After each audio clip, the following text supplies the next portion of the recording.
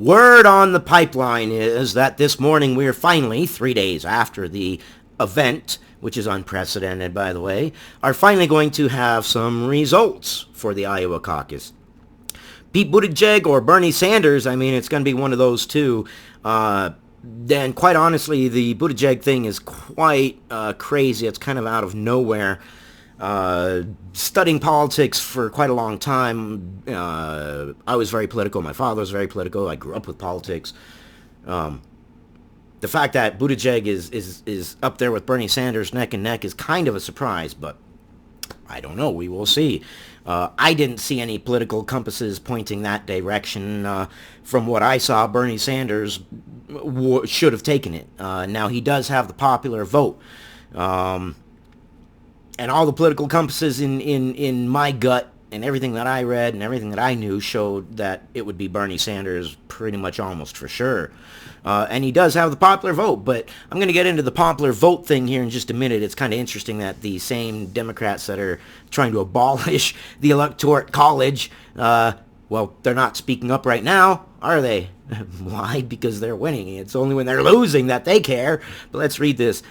Pete Buttigieg and Bernie Sanders are in a heated competition in Iowa with 96.94% of the state's precincts reporting as of Thursday morning, showing the two are off by 1%, by 0.1 percentage point. The First in the Nation caucuses were held in Iowa Monday, but due to a malfunction on the reporting app, the final results are still unknown. Buttigieg, the former mayor of South Bend, Indiana, has a slight lead with 26.2% compared to Sanders' 26.1%. The progressive Vermont senator who touts his title as Democratic Socialist caught up with Buttigieg overnight in Iowa as more results filtered in. On Wednesday night, when 92% of the precincts had reported their tallies, Buttigieg was ahead by almost 1 full percentage point with 26.5% to Sanders' 25.6%. And like I said, I like out of the blue, Buttigieg came in. I personally, maybe you did. And if you did, well, maybe you have a better political compass than I for some reason. I'm usually really good at looking at these and kind of saying, yeah, I know where this is headed. But Buttigieg came out of nowhere, really, in my opinion. Now, Buttigieg leads, but Sanders has more votes. Where are the same Democrats that said that we need to abolish the Electoral College, that it is a medieval practice, that it is no longer valid, that we shouldn't be using it anymore? Well, where are you now? Oh, wait, that's right. You're winning right now. So now, yeah, to the Electoral College, right? Do as I say, not do as I do. Bernie Sanders of Vermont leads in the popular vote tally as delayed Iowa Democratic caucus results trickle in for the 2020 presidential race, a New York Times analyst of caucus data shows. So how is it possible that Pete Buttigieg, one of the former mayor of South Bend, Indiana, is in the lead in the result that matters most from Monday's contest? Because it's the same thing as the Electoral College. But when your candidate's winning and the system works for your candidate, zip. But when another candidate that is not your candidate, the system works in their favor, then you're calling it out, right? And that's fine. It's human nature. It should be expected.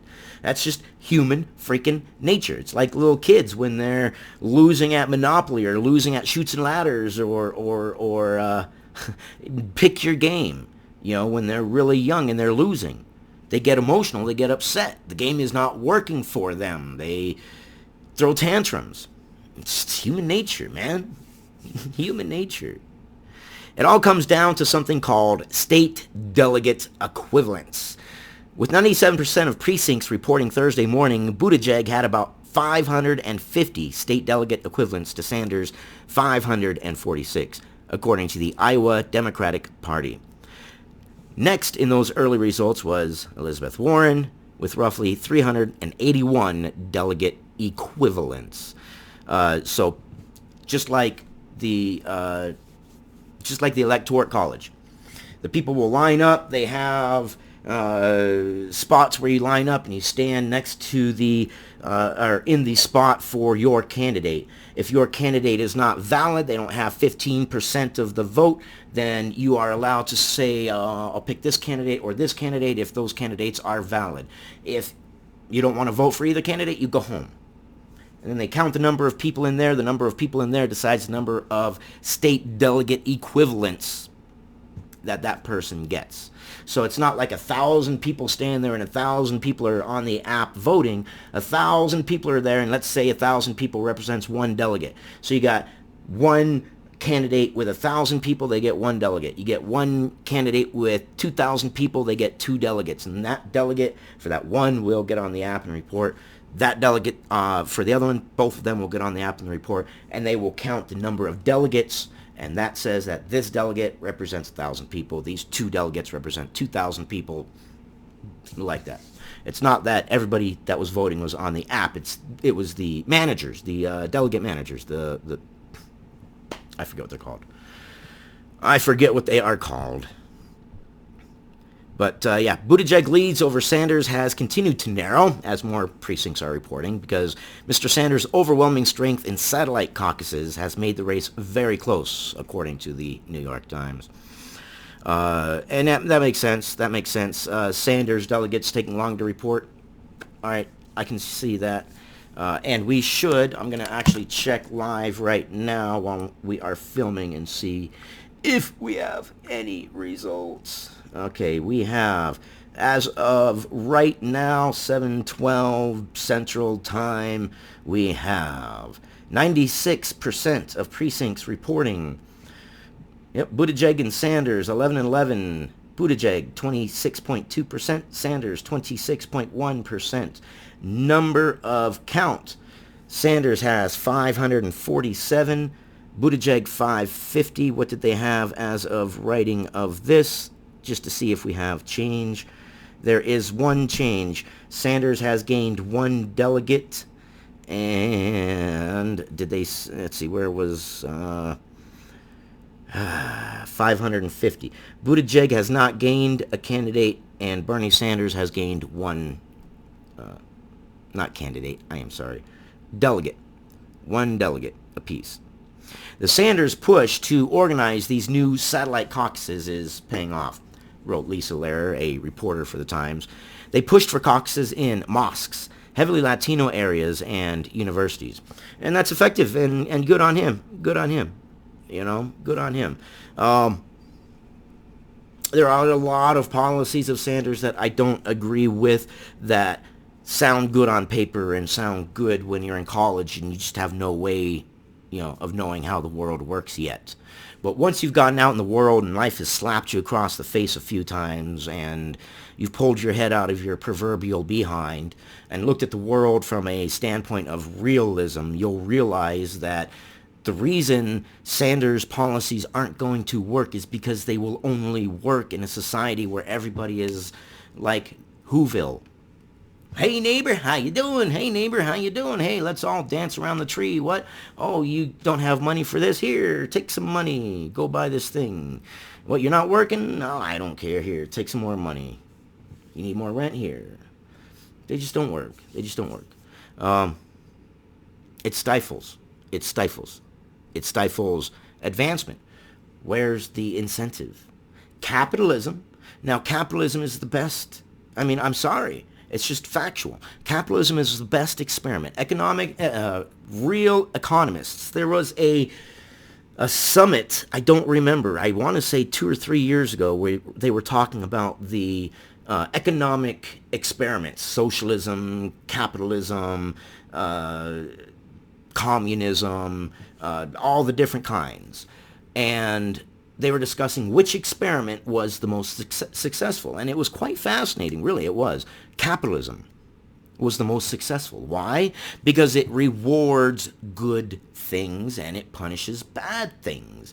If you have a product that's horrible, well, it doesn't make money and it fails. If you have a product that is great and people like, well, you are successful. Capitalism, you know? It's like when you give your kids an allowance, $10 a week or $20 a week or whatever it is, you clean your room, you do this, you do this, you do this, everything's done, you get the full $20. But if I notice things are missing, well, then maybe we'll make it $15 or $10 or whatever. It incentivizes your children to get into their heads, hey, you know what? This is how the world works. If I want the world to work for me, I've got to be able to work for the world and myself. And everything works for the better. You have kids who are cleaning, the kids are making money, they're getting the idea of, wow, this is really cool, they become successful. You know what I mean. Anyways, the Washington Post reported Tuesday, when 62% of the votes were counted, that Buttigieg's tentative edge in state delegate equivalents is most likely the result of him faring better than Sanders in rural areas, where there are more delegates per caucus goers. This phenomenon might sound familiar to anybody who remembers 2016. How are we ever going to forget 2016? It is forever going to be the newspaper, the rolled-up newspaper that bops us on the head all the time. Anyways, you guys get the idea. This morning, are we going to get results? I'm not going to hold my breath, quite honestly. I'm really not. Perhaps I believe we're going to get something saying, well, maybe today at 5, maybe today later. Maybe we'll get the results this morning, but as so far, what have they proven? I don't know.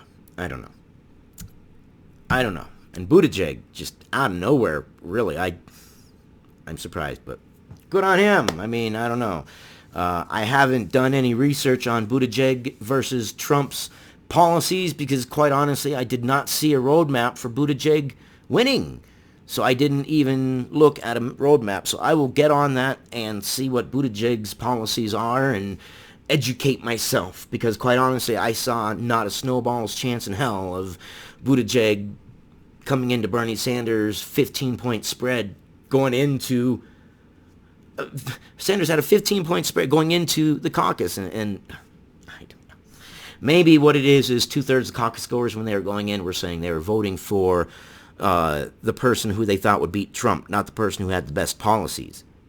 And maybe that's what is skewing it. I don't know. It's quite odd. I personally, like I said, I dropped the ball on this one.